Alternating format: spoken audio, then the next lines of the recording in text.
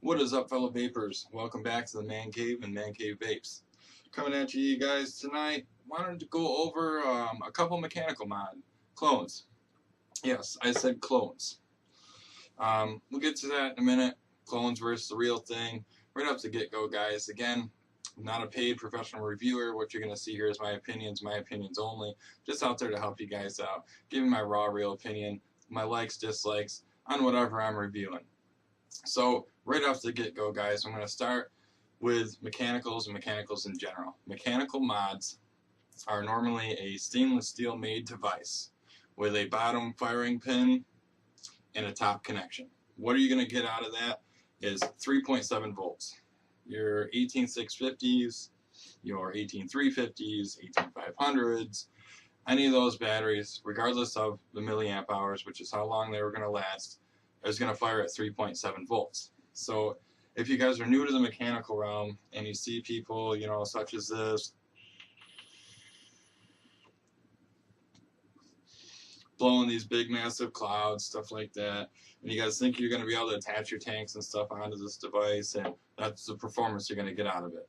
That's not true. These actually don't perform better than a variable voltage, variable wattage device. Can they perform better than that? Yes, but that depends on you and knowing what you're doing when it comes to building a coil. They will run your tank or anything with a 510 threading on it, your normal skinny threading, but you're really not going to be impressed with it. I mean, if you guys are already using a variable voltage or variable wattage device where you can turn the power up and down, it's going to suit you much better than what a mechanical would. Mechanical mods are made to run the rebuildable atomizers, such as my moraxus here, which we're going to go over in a minute, with my IGO L. That has the two posts on there with a wick and coil that I built myself and I put on there. First thing, you guys, I mentioned this in my last video and I can't stress this enough. The first thing you guys need to know about mechanical mods is to get a good battery. Just get a good battery.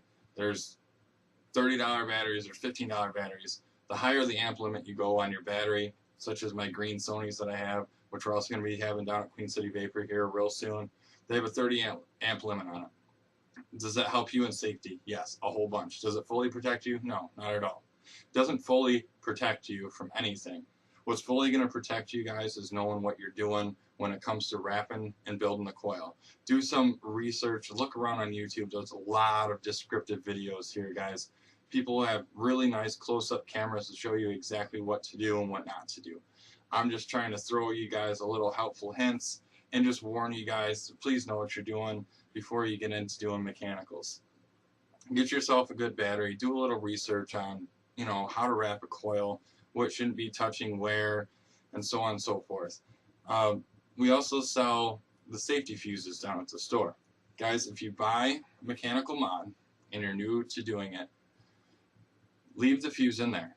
It can go on the top of the battery or the bottom of the battery. What that fuse is going to do for you is it's going to make sure your battery's not overheating. It's going to make sure your coil is above 1.3 ohms. If you wrap something on there, throw your device on your mechanical with the safety fuse in, and it doesn't fire. And then you try again and it doesn't fire. For one, you should have an ohm reader, which I mentioned in my last video. If you don't have an ohm reader and you don't have something to read the ohms of the coil you just built, don't even try to fire it. Plain and simple. Your ohm reader is like a necessity tool so you know if you're in the safety zone of the battery that you're using right now. But anyways, back to the safety fuse. If it doesn't fire and it's not working, it's going to tell you one of two things. One, there's a short in your coil, which means something in there is touching something that's not supposed to. Dangerous. Number two, it could be below 1.3 ohms. If it's below 1.3 ohms and you have a crappy battery in there that can't hold the low ohm or the amp draw from the battery, you're risking serious failure. My battery holds 30 amps. I can run low ohm coils on there. Low as I go is fine. It's not, everything's never going to be completely safe, but the battery can handle what I'm asking of it. If you were to take a blue battery, I'm just going to say blue battery because any of the blue batteries are meant for your Teslas, your lava tubes, anything that already has a protection circuit built into it, or a variable voltage, variable wattage device. Those are low drain batteries. All those are meant for is to last a long time. Normally they're 22 to 2600 milliamp hour batteries, but they're low drain batteries. They're not a high drain battery. High drain batteries are meant for mechanicals and lower ohm coil builds. Those at the very max, I think the highest that I've seen amp limit on those batteries is 15 on the blue batteries, and I'm pretty sure most of them are way lower. So if you're going to throw that in there without the safety fuse, because you took it out because, oh look, I took this out, magically this fires. Not safe, guys. Not safe at all. Because the safety fuse already told you, if you don't have an ohm reader, that it's below 1.3 ohms. And it's also told you that there's probably a short in it. If this device shorts out and doesn't stop shorting out, it's going to continuously heat up your battery. And what you're going to do at that time, if it instantly just keeps shorting and gets hot, is to take this thing and throw it right outside. Throw it somewhere safe where it's not going to cause anybody damage around you. Because that's how dangerous shorts can be, guys. It's not a joke. These perform great. It's a great hobby. It's really fun to get into, and it's really easy to do the research to know what you're doing, so that way you guys are doing this safely. So if you have a crappy battery, or you don't know the amp limit of your battery, for one, I'm going to suggest don't even use a mechanical. But if you insist on taking the risk and using a mechanical with a battery you know nothing about, then use a safety fuse. That's about the only other thing I can do to lend a helping hand to someone who wants to just jump into it and doesn't know what they're doing. So on the note, guys, of my safety ramble about safety on your mechanicals and batteries and all this other good stuff, let's get into the review now. So first one I'm going to go through, which I have set up right now. As you see, it's blowing massive clouds. It's my new iGo W. I got a dual coil build on there, and it goes something like this.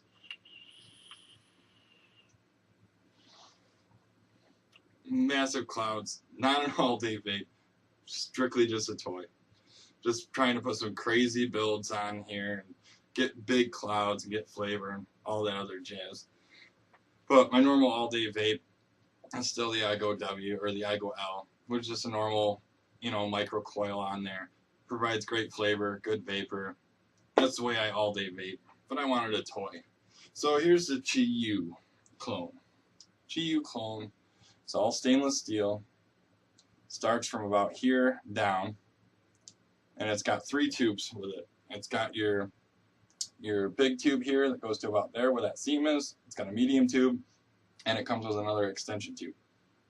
The extension tube is to run 18350s, the small batteries. They're about this big, so you can stack them on top of each other. They're the only ones that are somewhat safe to stack. I don't recommend battery stacking at all. It just doesn't seem good to me, in my opinion. But that's what that's for. If you want to shrink the device down to handle one 18350, you take the longer tube off, and you'll be left with something about that tall, plus whatever atomizer that you put on top of here. Machining is really nice on this. The threads are pretty decent. One thing that I don't like is the locking switch. Most of your mechanicals, unless like the moraxus, they have a recessed button. The center button there is recessed just a touch, so when you set it down it doesn't fire, but if you press it in the center, see, it fires. Most of your mechanical mods will have a locking ring on them, which is right here. And most of the time, this is reverse threaded. That way, if you turn it to the left, you don't unscrew your bottom cap, and if you turn it to the right, it would unthread. This one is not reverse threaded. So when you are unlocking the device, it screws up in to your bottom cap. If you do that too tightly, it is a royal bitch to get this unloosened from here without unscrewing the bottom cap. So what I suggest is, when you are unlocking the device, slowly unlock the device, let it sit there, and it fires. To lock it, you screw it down. Now also with that one, you get it so it's just snug, then you can sit it down and it doesn't fire. If you crank that too far, you'll unscrew the bottom cap. If you go up top, you lock it up. So unlock it, screw it up lightly, and it's ready to go.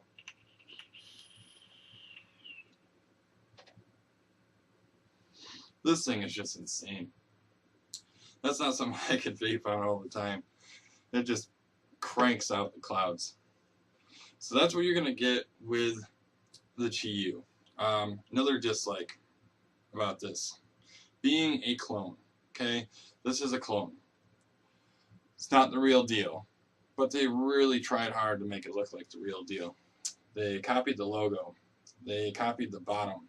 They copied this inscription here, whether it's Korean, Chinese, Japanese, I'm not sure what the language is. But it was styled by Mojo. And it says on the bottom, style of Mojo. That's the original maker of the Chi-Yu. That's bullshit. Sorry about my language, and people have complained about this before, but there's so much versatility, guys. You can make the device the same shape. You can style it the same way. Get your own logo. Get your own name on the bottom here. Don't put someone else's company name on here and promote this out there like it's the real deal, because it's not. It's a clone. But what I paid for this device, right around 50 bucks. We have these down at Queen City Vapor as well. So my opinion on clones, as long as they're stainless steel, you got good contact pins on the bottom, you got good contact pins on the top, go for it. Am I saying not to buy the real thing? No, not by any means. The real things have their own benefits. The machining's better, the grade of the stainless steel is better, the contacts will be better. They may fire and hit harder, they may be more consistent or durable. But if this breaks, or I drop it, or something happens to it, I'm out 50 bucks. If the real one breaks, it's above the $100 and some range. I don't know exactly the price. It's probably like around the $150, $175 for the real deal. And what happens if that breaks?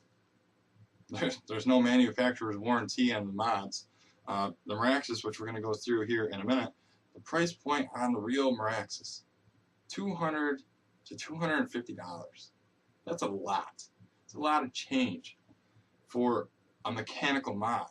I mean, I can't justify paying that amount. Have I bought a real device? No, I don't have the money to spend on a real device. Does the clone work exceptionally well for me and it's great? Yes, I've had no problems with this whatsoever. It performs well. It works great. The same thing goes for the Chi-Yu. This thing performs rock solid. I've had no issues with this whatsoever. And I'll continue to vape and use clones. It's all on personal preference, guys, but I'm happy with using this rock solid the way it is now. Yes, it's brand new. This one I've had for a few months. No problems with it. But if anything does happen to it, I know I'm not out a whole crap load of money. I can just buy another one. And it'll probably perform great. Even if it performs great for 6 to 8 months, I can still get another one.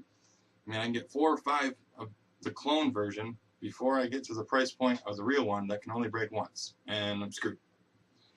So, another big point on this one. This one, the Chi-Yu clone, has a adjustable top pin. Some of them come with floating top pins, which is like on the moraxus. This one has an adjustable pin. And it has an adjustable pin for 2 things. So we'll take the top cap off. And you'll see that there's 2 pins here. There's a small one in the middle. And if I can get this close enough, there's a thicker one on the inside. This one here is to adjust to your battery. You can unscrew this in and out to adjust to your battery. The center thick one here is to adjust for your atomizer. So we're going to show you how that works and how this is only going to make this device work for what you attach to it. And you have to adjust this for anything you attach to it. Okay, so I have this set up in 18650 mode right now with my Sony 30 amp battery. So with the shell, you're going to have to take that tube off, the small tube here. You have to take that off to run in 18650 mode, which is the normal mode most people use.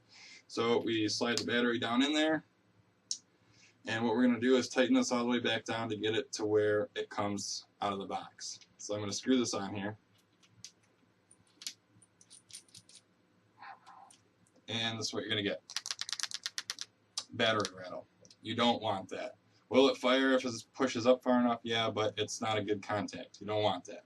So what we're going to do is take the cap off, take that center ring, and just back it out a little bit, put it back in, the top back on,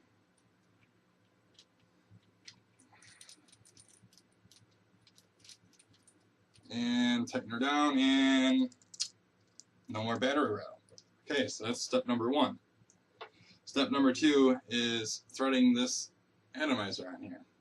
So I'll thread it on without adjusting it, and I'm left with this gaudy gap. See that? You don't want that. Looks terrible. So what we do is we take the top cap off, and we back out that fat ring, or the one that's closest to the bottom of the actual device. And what that's going to do is going to allow me to screw this down until it flush mounts. So I'm almost there. Right there, flush mounted. And then once it's flush mounted, you tighten this screw back up, and you leave the center one where it was at. And then you screw it back down onto your device, and you just adjust accordingly until all your seams match up. So see, now this is still way high, which means I have to back the center one back out. It's a little bit of playing around, guys, but once you get it set up, you can just leave it. You don't have to mess with it anymore. So I'm still not happy with that. I'm very technical when it comes to my pieces. I like them to be together, and I like them looking nice. So we'll adjust that back down a little bit more. There we go. So now I got a nice flush mounted device, and I got no gaps or seams showing. And we'll unlock this, and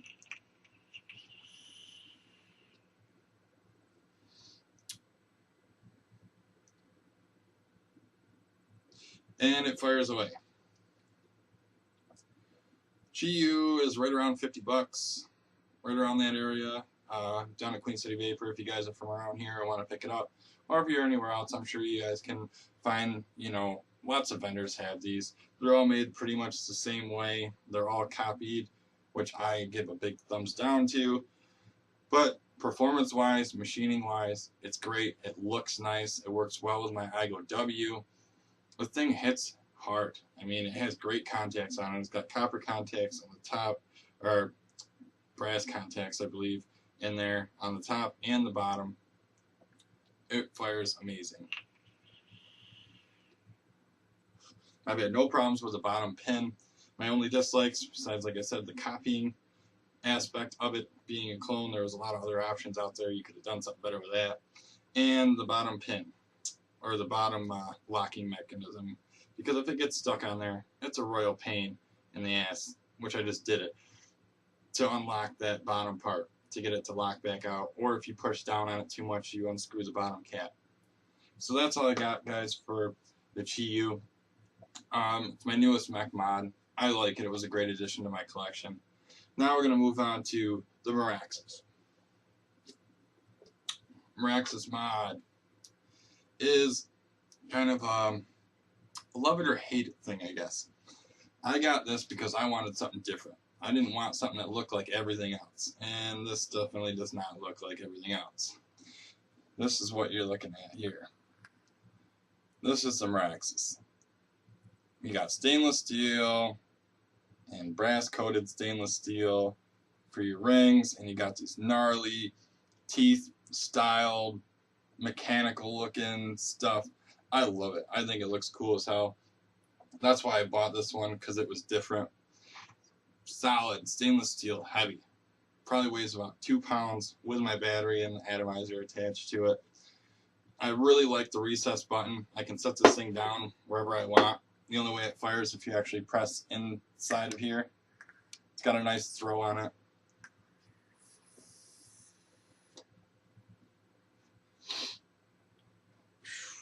I got all my devices working really well. That's just because I know how to build a damn good coil. And I've done a lot of practice. I've built lots of them. Have I had failures? Have I had bad coils? Yeah. but you learn as you go.